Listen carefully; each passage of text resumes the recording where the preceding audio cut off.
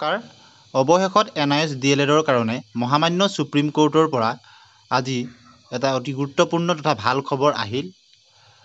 যদিও বা এতিয়ালৈকে অৰ্ডাৰ কপি প্ৰকাশ পোৱা নাই, তথাপিতো এতিয়ালৈকে গম পোৱা মতে NIS DLEDৰ যি সমস্যা আছিল 28 নৱেম্বৰ 2023 যি 18 মহীয়া আৰু 24 মহীয়া কথাটো কৈ ইয়াক ইনভেলিড বুলি ঘোষণা কৰা হৈছিল, এই সকলো সমস্যাৰ সমাধান হৈছে আৰু বৰ্তমানৰ পৰা NIS DLED সম্পূৰ্ণ এটা ভেলিড কোৰ্চ হিচাপে বা ভেলিড ডিপ্ল'মা হিচাপে ইয়াক গণ্য কৰা হ'ব। এনেধৰণৰ এটা খবৰ মহামান্য সুপ্ৰিম কোৰ্টৰ পৰা আহিছে।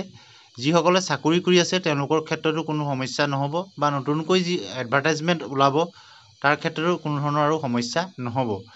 তো যদিও বা আপোনালোকে কিছু সময় অপেক্ষা কৰক অৰ্ডাৰ কপিটোৰ অহালৈকে, কিন্তু এতিয়ালৈকে যিটো কোৰ্টৰ লাইভ ছেশ্যন তাতো বা প্ৰমোশ্যনৰ ক্ষেত্ৰতে হওক বা অন্যান্য ক্ষেত্ৰতে হওক সকলোতে NIS DLEDক মান্যতা প্ৰদান কৰিছে। এনেধৰণৰ জাজমেণ্টৰ হেৰিৰ পৰা শুনা গৈছে, কিন্তু তাৰ যিটো ৰিটাৰ্ণ কপিটো এতিয়ালৈকে প্ৰকাশ পোৱা নাই। ৰিটাৰ্ণ কপিটো আহিলে সকলো কথা স্পষ্ট হ'ব। গতিকে যোৱা এবছৰ ধৰি NIS প্ৰাৰ্থীসকলৰ যি সমস্যা হৈছিল, চাকৰি কৰি থকাসকলৰ লগতে আগন্তুক নিযুক্তিত বহুতৰ মেৰিট লিষ্ট প্ৰকাশ পোৱাৰ পিছতো তেওঁলোকৰ নাম কৰ্তন কৰা হৈছিল আৰু বহুতক আবেদনৰে সুযোগ দিয়া হোৱা নাছিল। গতিকে এতিয়াৰ পৰা আজিৰ যিটো জাজমেণ্ট আহিল, সেই জাজমেণ্টটোৰ পৰা NIS প্ৰাৰ্থীসকলে পূৰ্বৰ দৰে সকলোখিনি সুবিধা লাভ কৰিব আৰু ইয়াৰ যিটো জাজমেণ্ট কপি ৰিটাৰ্ণ কপি যেতিয়া আহিব আপোনালোকক পৰৱৰ্তী সময়ত আমি সকলোখিনি কথা স্পষ্টভাৱে জনাবলৈ চেষ্টা কৰিম।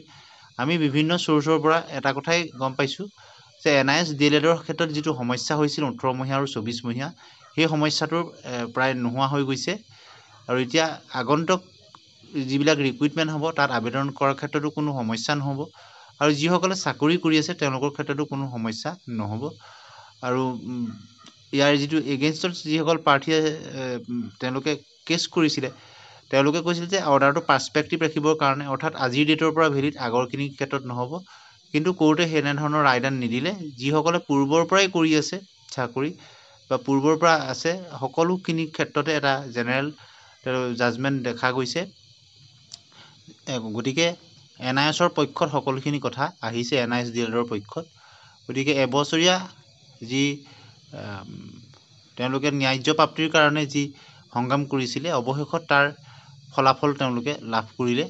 আৰু আমি যিহেতু সকলো কথা নিৰপেক্ষভাৱেই কওঁ, ৰেগুলাৰ DLEDেই হওক বা NIS DLEDেই হওক, ইয়াত আমি কাৰো পক্ষপাতিত্ব নকৰোঁ। আৰু NIS DLEDৰ সম্পৰ্কত আজি মহামান্য সুপ্ৰিম কোৰ্টৰ পৰা যিখিনি ভাল খবৰ আহিল আমি আপোনালোকৰ মাজলৈ শ্বেয়াৰ কৰি দিলোঁ।